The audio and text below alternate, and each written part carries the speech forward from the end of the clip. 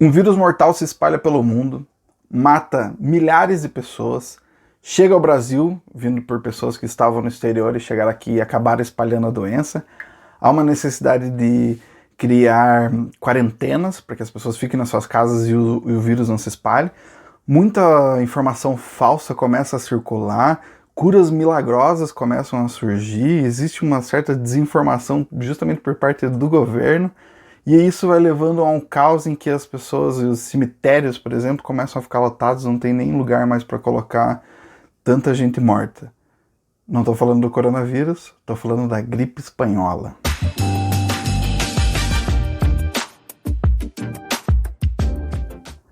É isso aí.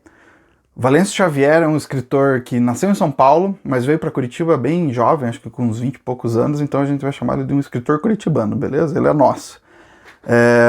O Valêncio Xavier, ele é muito conhecido no meio da galera que trata da literatura. O pessoal da área de design também estuda um pouco, porque ele tem um estilo de narração, que eu vou falar um pouco mais pra frente, que é muito diferente do convencional. Ele não é o tipo de cara que conta uma história de uma maneira que as pessoas estão acostumadas, e por isso que ele é um cara muito foda. Então, O Mês da Gripe, escrito desse jeitão mesmo, é um livro que foi lançado nos anos 90 pela Companhia das Letras. Rezam as más línguas, boas línguas, não sei, tem uns infiltrados aí que me disseram que a Companhia das Letras pretende lançar esse livro aí em breve. Agora não sei que o mundo tá acabando, mas provavelmente vão lançar. Tomara que lancem, porque é um livro espetacular. Ele não tem mais em circulação, é difícil achar. Se você achar na internet, ele vai estar com um preço ridículo, provavelmente. Mas é um tipo de leitura que, nos dias de hoje, veja, o livro foi lançado nos anos 90, mas eu acho que hoje em dia ele está mais atual do que nunca, e isso é extremamente perturbador, assim. Então é um livro que vai tratar, O Mês da Gripe vai falar sobre, eu acho que começa no mês de outubro de 1918, um período em que a gripe espanhola chegou ao Brasil. Então, veja, foi um período em que a gripe espanhola estava assolando o mundo e nós tínhamos também a Primeira Guerra Mundial. Então veja que fase de bosta. Então nós estamos vivendo um momento horrível agora, mas isso não é exatamente uma novidade, né? A gente já passou por fases terríveis, né, nessa vida. E aí, o que esse livro mostra que é interessante? Ela foi trazida, né, a gripe foi trazida por pessoas que estavam no estrangeiro, vieram para cá. O livro vai focar no Paraná e em Curitiba, então, mas vai falar também até de Morretes, Paranaguá, para a galera que é daqui que conhece. Vai falar sobre as necessidades que as pessoas tinham de se manter em quarentena. Vai falar sobre como a imprensa foi censurada. Na verdade, havia um jogo de desinformação no período, então tinha muita gente que tentava amenizar. Calma, gente, nem tá acontecendo nada. Calma, nem tá morrendo tanta gente assim, né? Veja se você já ouviu falar sobre isso. E aí, cemitério lotado, o pessoal mais pobre sendo atingido em massa por causa disso, pela questão da desinformação. E aí, tudo aquele caos ocorrendo, e ele consegue retratar isso de uma forma que provavelmente nunca foi feita antes na literatura. Por quê? O Valêncio Xavier, ele tem como característica, não só desse livro, em outros livros, ele também já tratou de narrativas dessa maneira.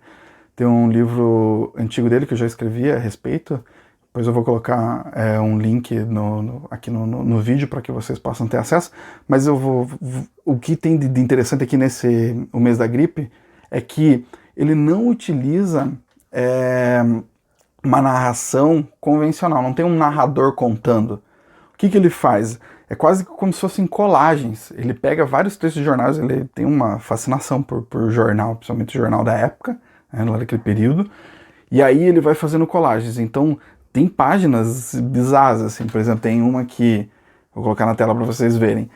Tem lá um anúncio sobre a Primeira Guerra Mundial, que estava acontecendo lá na Sérvia, na Bélgica, na França, os aliados avançam vitoriosos. Tem um poeminha ali sobre a espanhola, que está falando sobre a gripe espanhola.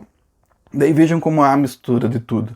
Já na sequência tem uma propaganda do Bromil. Se você leu Bombril pela primeira vez, então bem-vindo ao clube, que eu também fiz isso. Mas aqui é um outro traço ali, que não é o de 1001 utilidades. Ela cura todas as doenças do peito, pulmões e garganta. Depois tem um poema. Esse é um poema que vai se aparecendo várias vezes ao longo do livro, é um poema erótico. E lá na parte final tem um aviso sobre a igreja, que daí não vai rolar a missa, digamos assim, não vai ter o culto, porque não é pra galera se reunir. Abraço pro Malafaia, filha da puta. E aí, então, vejo como ele utiliza um estilo muito diferente. A gente tá acostumado com o narrador contando todas as histórias, e ele não, ele vai fazer assim meio que uma parceria com o leitor. Você só vai conseguir compreender a história se você conseguir ir juntando todas as coisas junto com o escritor. Ele vai te dando as peças e você monta o quebra-cabeça, e isso, puta que pariu, é genial, cara. É genial. Ele consegue dar uma ideia do caos que foi aquele período e do avanço da doença, porque no começo tem várias notícias assim: ah, não morreu muita gente, agora a gente vai fechar só o cinema, agora a gente vai fechar tal coisa.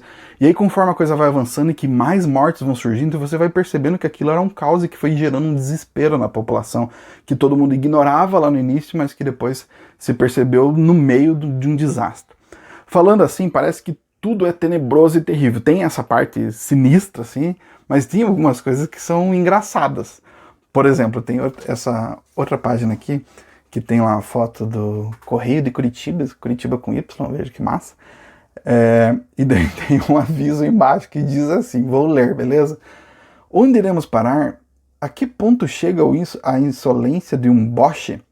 O alemão Rodolfo André Dahn veio à rua 15 de novembro, onde praticou uma necessidade fisiológica na porta da redação do Diário da Tarde. E em seguida veio escarrar na porta da nossa redação, Comércio Paraná. Então, é isso, veja, o cara foi lá, ele deu um cagão na frente de um jornal e foi lá e foi cuspir na frente do outro. Então, isso dá uma ideia, cara, do caos que tá, imagina o inferno que foi isso, imagina a falta de controle total de todo mundo no meio desse fervo. Veja só, o livro também, para quem é de Curitiba, tem uma questão que é legal, porque tem muita gente que para nós é nome de rua hoje, né? Tem Nilo Cairo, Trajano Reis e tal, que são ruas de Curitiba, que ali no livro são personagens. Tem algumas frases importantes deles, alguns são médicos e tal, que estavam dando os avisos relacionados àquilo que estava acontecendo. Tem outra coisa que é bem legal dele, que primeiro ele usa fontes diferentes o tempo todo de letras, por isso que a galera de design estuda um pouco o Valêncio Xavier, porque tem lá a fonte que é utilizada, digamos, no jornal, daí existe uma outra fonte que é utilizada na propaganda de um produto, de um remédio, seja lá o que for. Aí tem, por exemplo, uma entrevista com uma senhorinha, tem a Dona Lúcia que aparece toda hora, que também utiliza uma outra fonte. Daí essa tiazinha, ela sempre, é como se ela tivesse sido entrevistada nos dias de hoje, né, no período que o livro foi lançado, e ela tenta lembrar da época, o que aconteceu. Então tem um momento, por exemplo, que eu acho pesado, que ela fala assim, o fulano de tal, ele enterrou 7 filhos, e ele fabricava o próprio caixão, ele fazia o caixão dos filhos e enterrava cada um deles. Quando chegou no último filho, disse que faltou madeira. Então, pense o quanto isso era pesado. Tem alguns momentos em que o autor também mostra pontos de vista diferentes, quando ele fala sobre o sanatório, né, sobre a galera internada e tal, então conta o ponto de vista das pessoas que estavam lá, depois conta o ponto de vista do diretor e as discrepâncias nisso. Então, é aquilo que a gente está vivendo hoje, sabe? Você pensa uma coisa a respeito do caos e existe outra pessoa que pensa diferente e essas coisas vão se misturando. Hoje em dia a gente está percebendo uma coisa que me preocupa muito, que é a questão científica sendo rebatida por opinião, e geralmente opinião de gente louca, de gente retardada, né? As pessoas assim, olha assim, a ciência está me dizendo isso. O imbecil que não sabe o que está falando, mas que ele está dando a opinião dele, ele é famosinho, ele está dizendo isso, então eu acho que eu vou acreditar na opinião do retardado. Então, esse livro, escrito lá nos anos 90, na verdade ele começou acho que nos anos 80 e foi até os anos 90 escrevendo, nos dá uma visão tão ampla sobre aquilo que a gente está vivendo agora, que é um troço assim, que é angustiante, é desesperador, mas ao mesmo tempo é fascinante. Eu acho que é uma leitura assim, imperdível. Então, o Mês da Gripe, o nome do livro é O Mês da Gripe e Outros Livros. Não tem só essa história, como se esse fosse um conto do livro, e o livro ainda tem outras histórias que seguem um modelo um pouco diferente, mas esse é o mais extremo, assim, de misturar colagem de jornal, notícias da época e tal. Esse é o que ele faz mais essa mistura. Nos outros contos tem um pouco essa mistura com cinema, ele pega algumas imagens de filmes dos anos 30, por exemplo, e vai mencionando. Então tem vários outros contos. Tem um, por exemplo, o conto que termina o livro, que fecha o livro, é sobre quando Deus veio para Curitiba num terreno baldio e ele, sei lá, ele não estava muito bem no estômago, digamos assim. Então, fica a recomendação. Eu acho que o Valêncio Xavier ele é famoso na galera, entre a galera que estuda e barará, barará, mas ele tinha que ser muito mais lido, sabe? Ele tinha que ser muito mais conhecido, porque assim, ele é um dos escritores mais geniais que o Brasil já teve, com toda certeza. Então, fica aqui a minha recomendação efusiva para que vocês corram atrás do livro. Eu acho que a companhia, como eu disse, a Companhia das Letras vai relançar esse livro, eu espero que sim.